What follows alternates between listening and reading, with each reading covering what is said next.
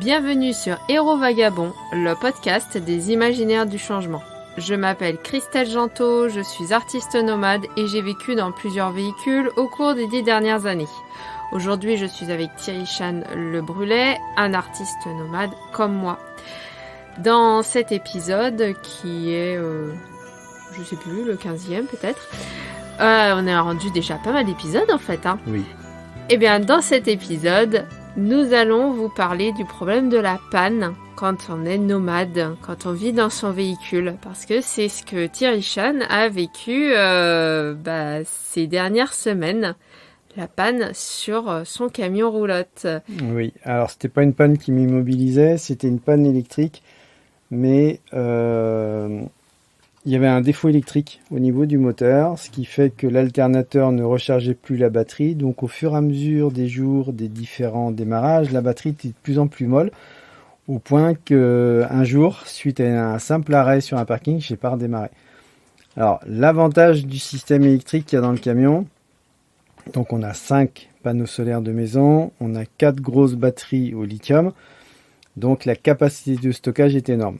Donc j'ai utilisé le transformateur Victron 12 volts 220 volts pour faire du 220 volts. Là-dessus, j'ai branché un petit chargeur lent qui charge à moins de 1 ampère, ce qui permet de ne pas faire bouillir l'acide des batteries. Et pendant près d'une heure, j'ai mis un peu de charge à la batterie. J'ai tout débranché, j'ai essayé de la redémarrer, nickel. Donc en fait, j'ai tourné comme ça. À chaque fois que je m'arrêtais, je lui remettais une charge d'une demi-heure, 3/4 d'heure. Donc ça dépanne. Ça permet de circuler, mais ça règle pas le problème. Donc, prise de rendez-vous chez Renault. Le camion est resté là-bas pendant presque une semaine. Ils ont mis du temps à trouver. Ils m'ont testé l'alternateur. Plus d'une semaine. Ils m'ont testé l'alternateur. L'alternateur chargeait, donc il est bon. C'est celui d'origine, mais il est bon. Il charge. Pardon. Et donc l'électricien il a cherché au niveau du moteur et visiblement ce moteur a été bidouillé par le passé. Donc quand il a vu ça, il a dit que c'était pas aux normes, donc il a retiré tout ce qui était pas bon et il m'a remis mon électricité au niveau du circuit de l'alternateur, il me l'a remis aux normes et maintenant j'ai l'alternateur qui recharge correctement à la batterie. Donc ça c'était une panne, ça a coûté quand même quelques billets parce que le temps chez les mécaniciens poids lourds c'est pas donné. Et comme tu me le disais, du coup, tu as été obligé de te débrouiller pour réussir à te loger parce que le souci, c'est que tu pouvais pas être dans le camion pendant que le camion était au garage. Non, chez eux, c'est pas possible. Donc, du coup, il a fallu que la seule solution, c'était l'hôtel. J'ai mis le camion en réparation sur Le Mans. Quand j'ai eu ce problème de pas pouvoir redémarrer, j'étais à côté de Vannes. Avant Vannes, je revenais du fond de la Bretagne. À Vannes, ils n'ont pas pu me prendre. À Nantes, ils m'annonçaient plus de 5 ou 6 mois de délai. Il y en avait un qui pouvait, je crois, te prendre fin octobre, tu m'avais dit. Mais ça faisait quand même très loin fin octobre. Ouais, ça faisait très loin. Il y en a un autre, Angers, je crois, lui, c'était 3 mois de délai avant qu'ils me prennent en charge. Et quand j'ai appelé Renault Trucks Le Mans, ils m'ont dit, écoutez, venez demain. Donc... gros trajet à faire, beaucoup de routes, mais j'ai réussi à leur amener le camion le lendemain, ils l'ont pris en charge et puis après il a fallu se débrouiller. Donc la seule solution ça a été chambre d'hôtel puisque je ne connaissais personne sur Le Mans qui pouvait m'héberger. Donc ça génère beaucoup de frais, ça génère du stress. Pendant pas mal de jours j'ai stressé parce que déjà je ne savais pas quelle était la panne, je ne savais pas combien allait être le montant et surtout allait-il réussir à réparer. On parle quand même d'un camion qui a plus de 40 ans. Donc, à savoir, tous les garages me l'ont dit. Les pièces, c'est fini. Ah oui. Sur ces camions-là, c'est fini. Il y a peut-être quelques casses en France qui ont encore des vieux camions de cet âge-là. Mais du coup, il faudrait prospecter pendant des jours et des jours en appelant toutes les casses de France pour savoir s'il leur reste. Et il faut que les pièces soient en bon état en plus. Il faut que les pièces soient en bon état. Mais déjà, au moins, si on peut récupérer la pièce physique, c'est une bonne chose parce que certaines pièces sont réparables. Ouais. Un démarreur, s'il n'est pas cassé, il se rebobine. Un alternateur se rebobine. Donc voilà, il y a pas mal de choses qui peuvent être refaites. Donc moi, si ça avait été le problème de l'alternateur qui ne chargeait plus, il le démontait. Sur Le Mans, Renault connaît encore une entreprise qui rebobine Donc ils l'ouvrent, ils enlèvent tout le cuivre qui est dedans, ils refont le bobinage de l'alternateur et ça repart comme un neuf.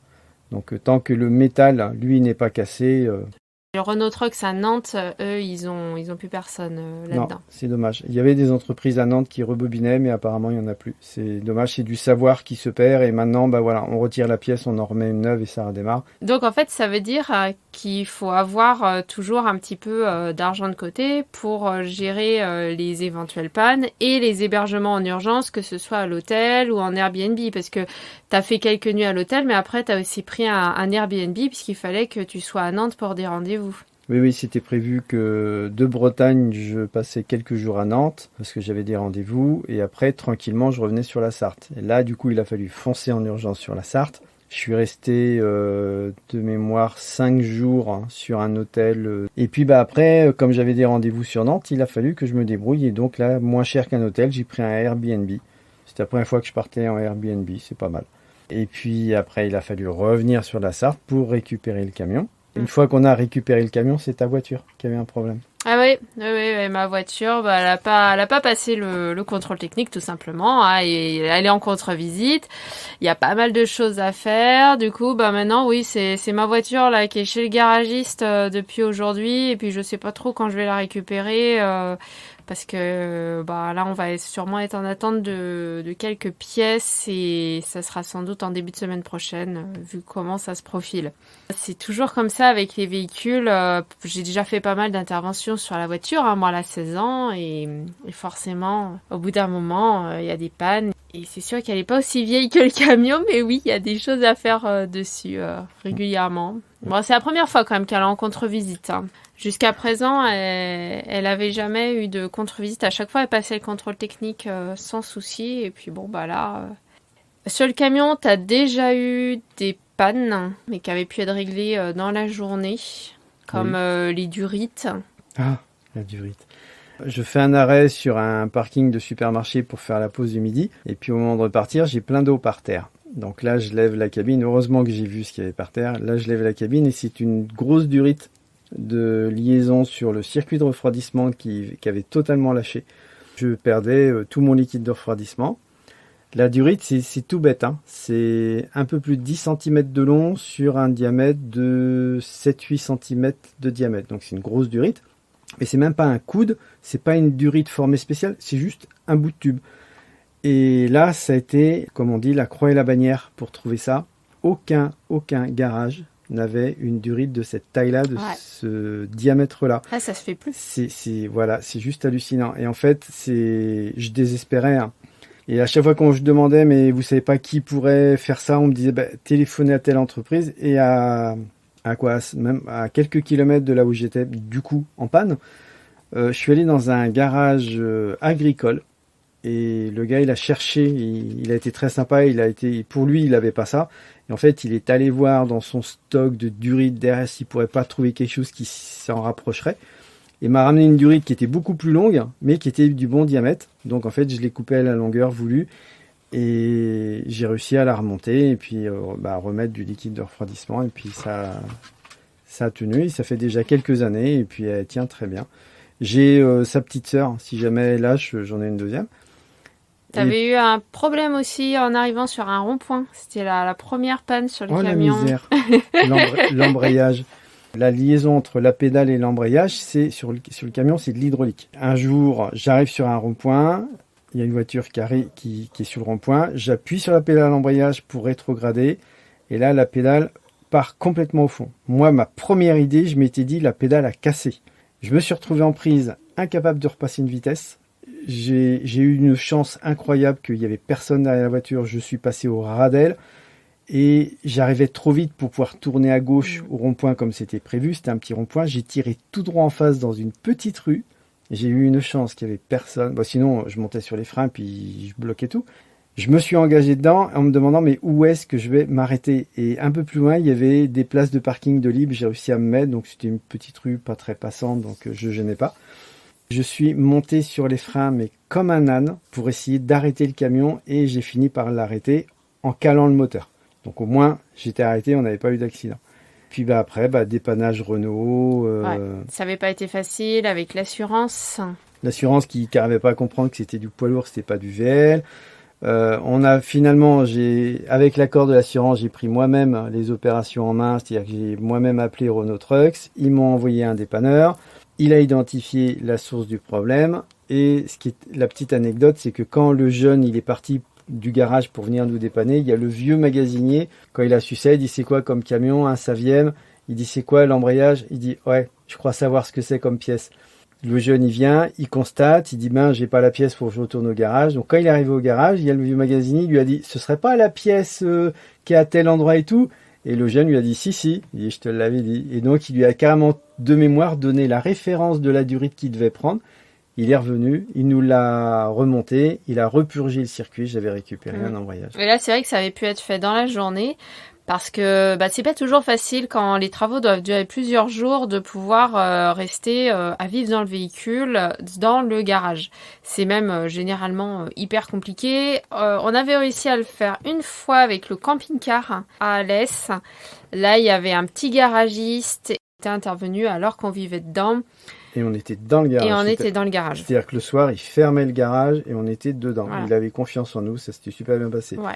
Non, vraiment, le camping-car, ça a été la seule fois où on a réussi à le faire. Mais c'est vrai qu'il faut vraiment que ce soit un petit garagiste, qu'il ait confiance, ou que le véhicule puisse être sorti tous les jours. Et là aussi, qu'ils aient confiance que les gens ils fassent pas des bêtises sur le parc, parce qu'il y a d'autres véhicules en réparation qui sont en attente.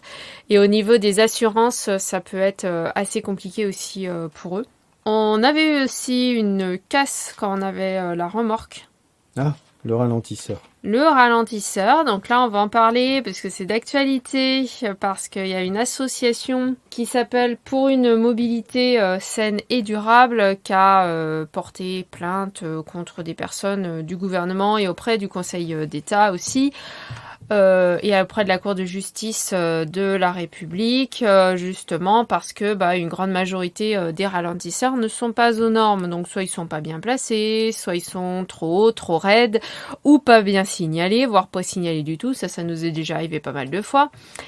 Et justement, on peut vous parler des dégâts que peuvent faire les ralentisseurs sur une remorque, notamment.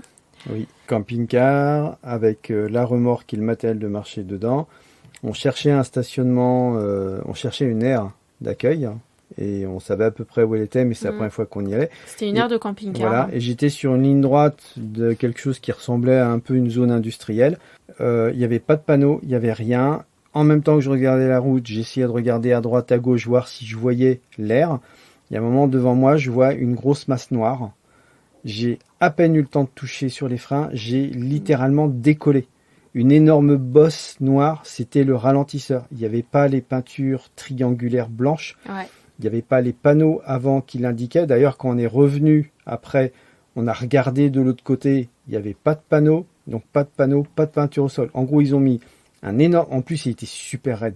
Ils ont mis un énorme ralentisseur. Il était très haut, très raide. Il était très haut. Il n'y avait aucun panneau de travaux, rien. Donc moi, le camping-car a décollé. J'ai eu une chance folle de rien casser sur le camping-car. Il a très bien réagi. La remorque a décollé aussi. Moi, je roulais derrière. J'avais pas non plus vu le ralentisseur. Moi, j'étais plus loin derrière. Et la remorque, elle a bien décollé, quoi. Ouais. Et en fait, donc moi, je suis passé par-dessus. Quand l'arrière du véhicule est redescendu du ralentisseur, donc il est redescendu très fort, donc il s'est écrasé sur ses suspensions.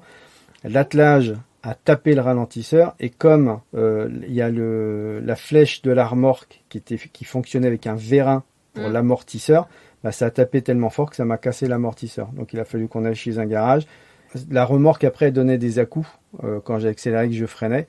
Donc on l'a amené à un garage spécialiste remorque, il a démonté, il a dit tête de vérin cassée. Donc il nous l'a changé, ça a été réparé. Par contre, il aurait presque fallu qu'on s'arrête sur place, qu'on fasse venir, qu'on appelle les gendarmes, qu'on fasse limite venir un huissier pour constater que la tête était abîmée à cause de leur ralentisseur. Pot de fer contre pot de fer, encore une fois. Mais voilà. C'est extrêmement compliqué quand même de porter plainte contre une municipalité, alors que là, clairement, elle avait abîmé le matériel. Surtout qu'après la remorque, il n'y a pas eu que ce problème de vérin. Après la remorque, il y avait quand même une des barres métalliques devant qui avait pris une faiblesse, qui s'était cassée, qu'il a fallu réparer. Après la remorque, voilà, elle avait quand même souffert à cause de ça. Elle avait beaucoup souffert. Ouais. Et moi, je sais que ce ralentisseur, je l'avais passé à quoi, 10 km/h à peu près. Bah oui, parce que toi, t'as réussi à freiner derrière moi. Bah, c'est ça. Et tu l'as passé à 10-15 et toi aussi, t'as sauté. Ah bah ouais. Super raide le ralentisseur, c'est juste inadmissible. C'est ça. Puis en plus, il était vraiment pas justifié, quoi, dans une ligne droite avec pas d'école, pas de maison. Enfin, c'était... Et donc, des fois, on peut aussi avoir des pannes ou des casses matérielles à cause de choses comme ça. Et c'est vrai qu'il faut pouvoir être très réactif. Être comme ça, vivre sur la route, être nomade, ça demande quand même des capacités d'adaptation qui sont très importantes. Réussir à se retourner dans n'importe quelle circonstance, réussir à rebondir, des fois en l'espace de quelques minutes ou de quelques heures, toujours réussir à se débrouiller. Parce que c'est pas comme dans une maison où bah même quand on a sa chasse d'eau qui est cassée ou qu'on a une fuite quelque part ou un radiateur qui fonctionne plus, bon bah on peut quand même continuer à vivre dans la maison, on peut quand même continuer à faire tout ce qu'on a à faire, que ben là c'est pas le cas. Voilà, le véhicule est au garage, ben on n'a plus de maison. Donc faut être capable soit de connaître du monde pour se faire héberger, soit avoir de l'argent pour prendre un hôtel. Donc c'est pas facile, ça demande beaucoup de frais. Un hôtel ou un Airbnb ou faire un peu de couchsurfing si on peut, mais c'est pareil, le couchsurfing, le problème c'est qu'il faut attendre la réponse de la personne qui peut mettre plusieurs jours à répondre. Il faut se mettre d'accord et tout. Faut réussir à aller jusque des fois chez la personne qui va pas toujours être à côté du garage. Donc là aussi, bah faut réussir à se déplacer avec un taxi, une voiture de location. Donc voilà, ça demande vraiment beaucoup de capacité d'adaptation. Et ça, bah faut y penser. D'ailleurs, quand on se blesse, c'est la même chose. Hein. Toi, tu t'étais blessé à la main, tu t'étais coupé, tu pouvais plus conduire pendant 2 semaines. Bon bah c'était pareil, il fallait vraiment réussir à s'adapter. Donc sur la dernière mésaventure de Thierry Chan, j'en parle sur mon Instagram @CrystalGento. Je vous remercie pour votre écoute. Si vous avez aimé cet épisode, n'hésitez pas à le couvrir d'étoiles et à le partager autour de vous. Vous pouvez suivre notre travail artistique sur Instagram @clair ou obscur. Passez une bonne journée ou une bonne soirée. Prenez soin de vous et à mercredi prochain.